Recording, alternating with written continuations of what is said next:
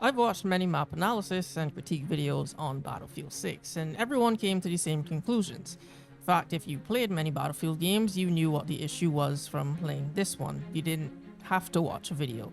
The maps are too small and too flat, which leads to a snowballing problem affecting how vehicles and infantry are balanced. While those videos are correct, they aren't good because they're too small and flat. I feel like everyone only answered half the question of why are the maps so bad. That half being, as I just mentioned, the reduced size and the lack of elevation. What everybody gets wrong though is thinking that's the sole reason they aren't as good as maps in previous games. If the maps were bigger and the flags were placed better, these maps still wouldn't be good. So I'm going to answer the other half of that question that's commonly overlooked because it's not as technical as where flags are placed, how the map flows with different lanes, and the geography of the map design. And honestly, it might just be overlooked because the typical gamer might not see what I see. If you're new to the channel, I'm a visual and graphic designer, so I see games as more than just games. I like to look for the artistry in everything, so strap in, let's talk about the art of Battlefield's maps. It's been 7 months since the launch of Battlefield 6. At the time of writing this, Season 3 just started, and with it, a revised version of Golmud Railway, one of my favorites from Battlefield 4. And no, this isn't going to be a nostalgia video where I just talk about how good Battlefield used to be. This is the reason I clocked in 20 hours in the last week. 20 hours playing one map over and over again. As somebody who's been a fan of this franchise for over a decade, putting hundreds of hours in every game, I couldn't tolerate this one for more than 40 minutes at a time. I could get over the balancing at the launch, but the maps were my real issue. For me, they range from meh at best to intolerable at worst. While it launched to great player numbers and success, I couldn't quite put my finger on it. It had conquest in the usual modes, it had the classes, gadgets, chaos, and destruction. It had all of the same ingredients, so it should feel the same as other Battlefields, but yet something was missing.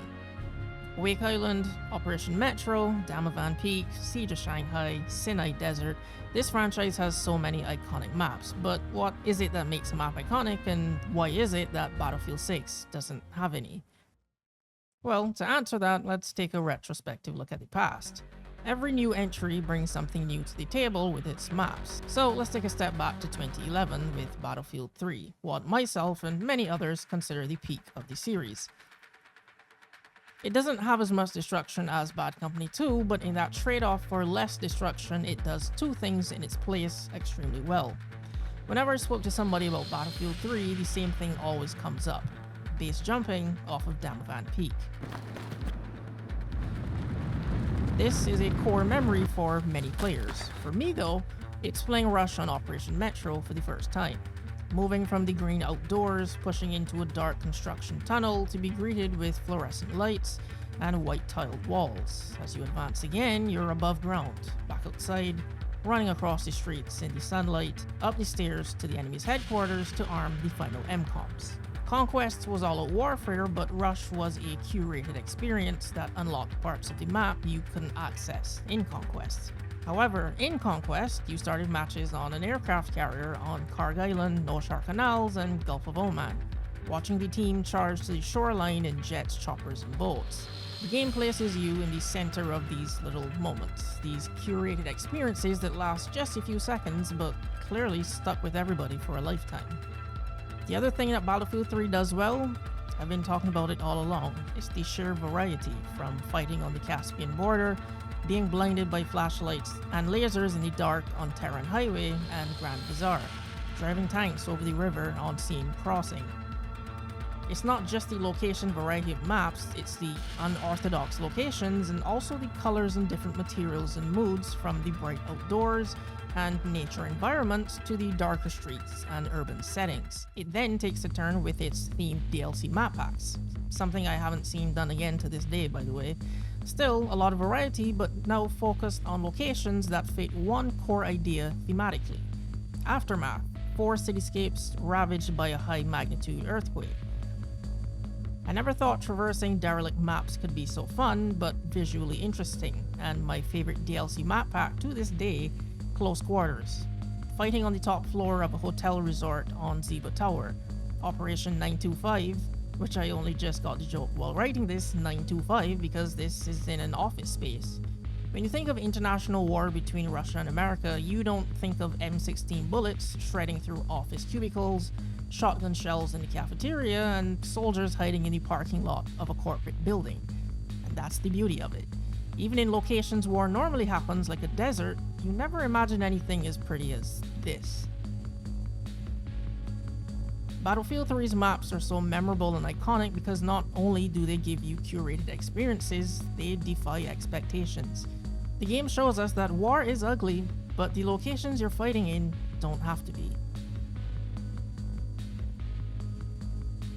Now, with Battlefield 4, DICE saw the lack of destruction in its predecessor and decided to up the ante, the evolution to destruction on a level-wide scale. Enter Levolution. Levolution is a kind of map-wide destruction event. Instead of the devs orchestrating when or where a cool moment would happen, they placed it in our hands. The players were the trigger on these events. Leveling a skyscraper, flooding the map, blowing up a dam, causing a mudslide, or destroying a large radio telescope. Apart from being a huge spectacle, these would alter the map in a way that affect how it plays a little bit, slightly changing routes for vehicles and creating a lot more hiding spots for infantry since there was so much debris everywhere. Some of these changed the map in really bad and unfun ways, like Flood Zone, and everybody stopped breaking that wall when they realized how water being everywhere slows the pace of the match down to a crawl, since it's so hard to get anywhere. And with other maps like Dawnbreaker, triggering the Levolution event was necessary.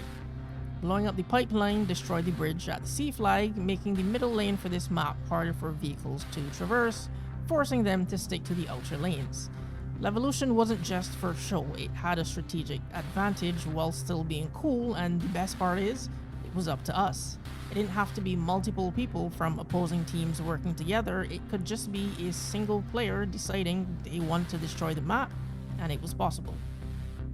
Battlefield 4's maps also added interactivity on a much smaller scale, destroying concrete support bases to create new routes, oil slicks that could be lit on fire with explosions or bullets, being able to close shutters and use elevators, you name it, which made players not just interact with their environment more, but also makes them think a bit more strategically. A tank rolling over the bridge to the A flag is a problem, but who wins? An $8 million state-of-the-art military vehicle, or a button that activates some steel bollards?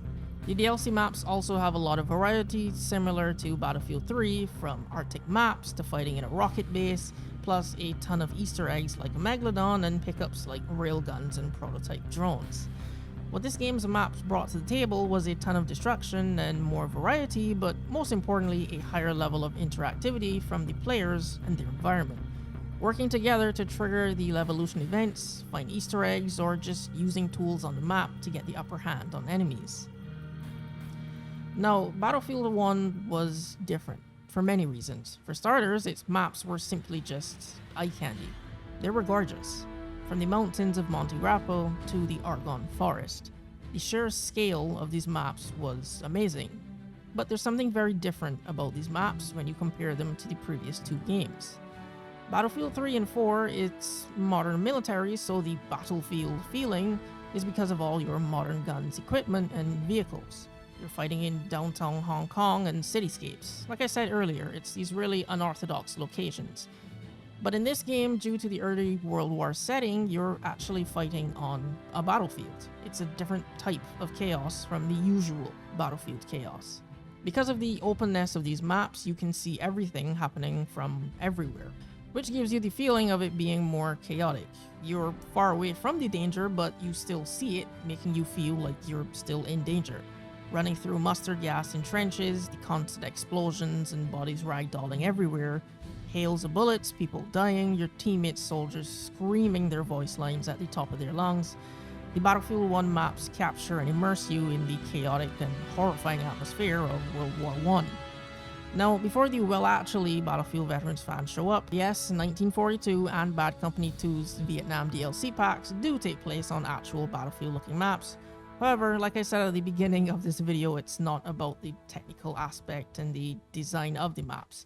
They may have similar Battlefield-looking type of maps, but they do not give you nearly the same chaotic atmosphere and feeling. Now, the horrific atmosphere is not all that Battlefield 1 brought to the table. If you wanted to know what the winning enemy team's morale and spirit being broken sounded like, it's this.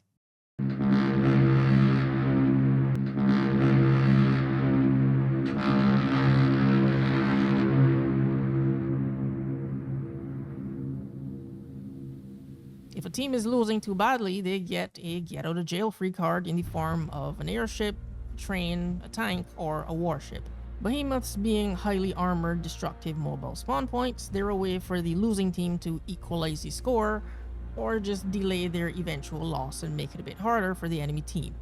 If a map couldn't fit one of these vehicles, then that losing team would get a kind of juggernaut loadout in the form of an armored gunner or a flamethrower. These were the spectacles and they demanded your attention. I won't spend much time on Battlefield 5 because I played it the least. However, its maps, just like Battlefield 4, encourage players to interact with their environment more with the new fortification system, reinforcing the flag points with cover and obstacles, making it a little harder for the enemies to retake, but also ammo and health and vehicle resupply stations, which I thought was a very cool innovation. So here we are in the present day with Battlefield 6 and its maps that the community and myself don't enjoy. What is it that makes these maps so lackluster in comparison to what we've had before? Well, unlike the previous games, this one brought nothing new to the table. Instead, they decided to improve a feature that all of these games already have, the destruction. Which in my opinion was kind of a mistake. Yes, the destruction in this game is more than previous Battlefields. I've heard some say it's the best destruction in any game, to which I have to heavily disagree because the finals takes that title. More destruction might seem like a plus, but when you add the fact that these maps are so small and flat, giving players the ability to destroy almost everything leaves you with a serious lack of cover problem. And because this is modern military, there's no counterplay when the cover is destroyed. Until I remember, they've already introduced a system to bring back cover, except it's just not being used here. If you remove the chaos and destruction of having 64 players on these maps, the problems reveal themselves. Hell, the addition of Golmud Railway highlights the problems even more by simply letting you fight over a moving train. The base maps have no spectacle, no points of interest. These maps don't have real features. They lack that it factor that made each map feel memorable and distinct from each other like in the older games. I've owned this game for months and I still don't even remember the names of the maps other than Blackwell Fields and Eastwood because I hate them. This game completely misses the mark when it comes to map design. The DNA of what makes this franchise maps feel so unique is not present. So what's in the DNA of a good Battlefield map?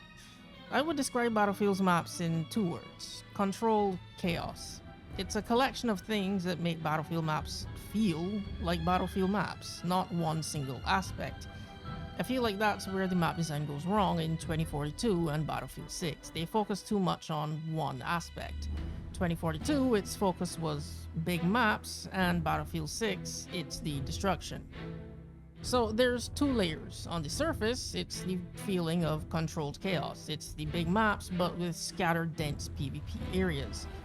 The big maps are crucial not just for the sake of vehicles, but for the sake of you, the player, and your mental. Is what gives the ebb and flow feeling of leaving one action-packed part of the map and traversing to another.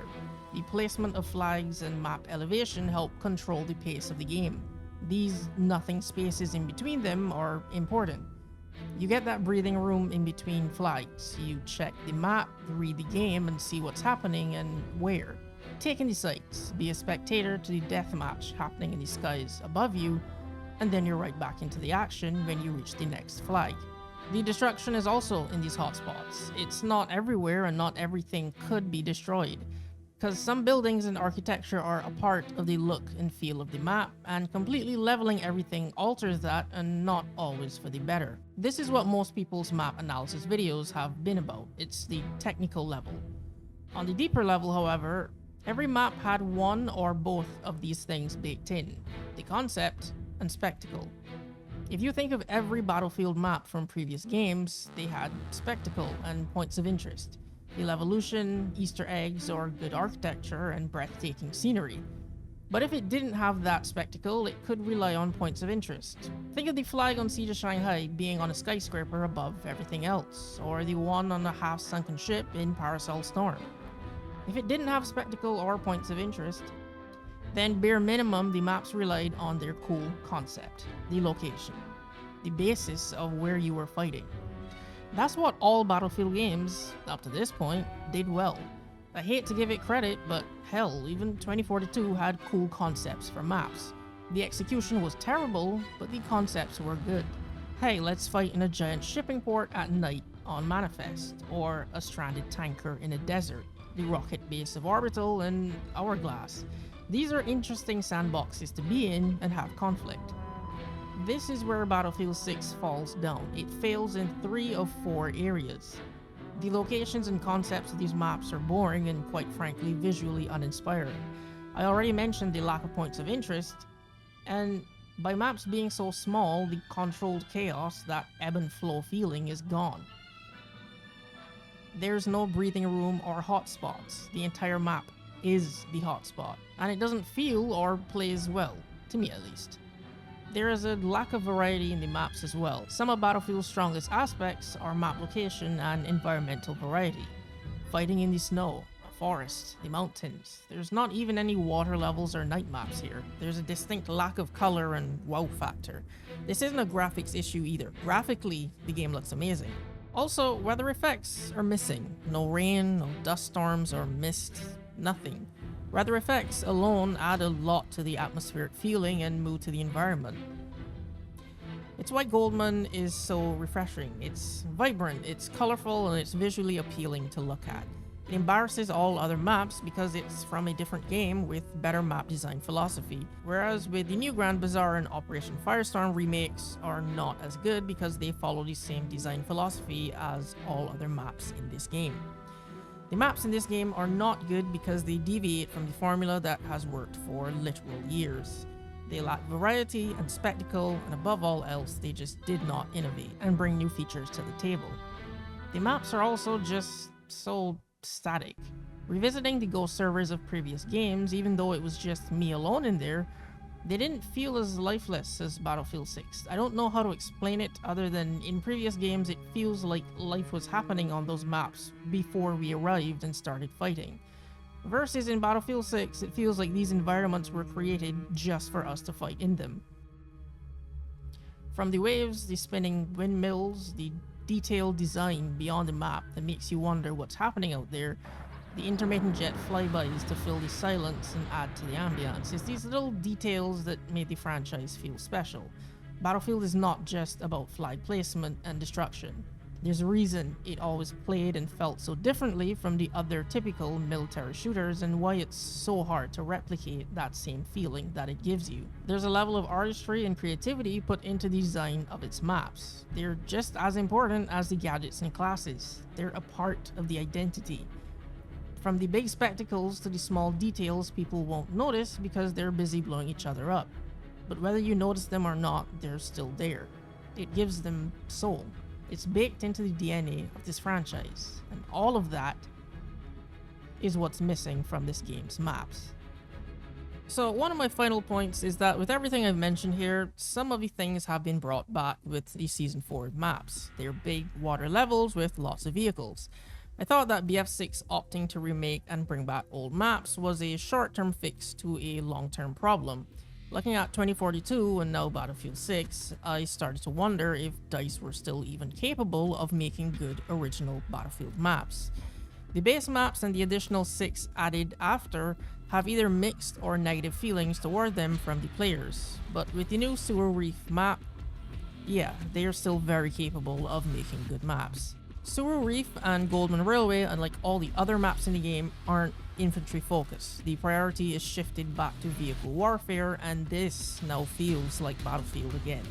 It's a bright, colorful map with lots of nothing spaces and breathing room. There's spectacle and points of interest with the old Hainan Resort Hotel. This map follows the old Battlefield formula, and like Goldman for me, it's very enjoyable and I can play on repeat for hours. So what is it that makes a Battlefield map iconic?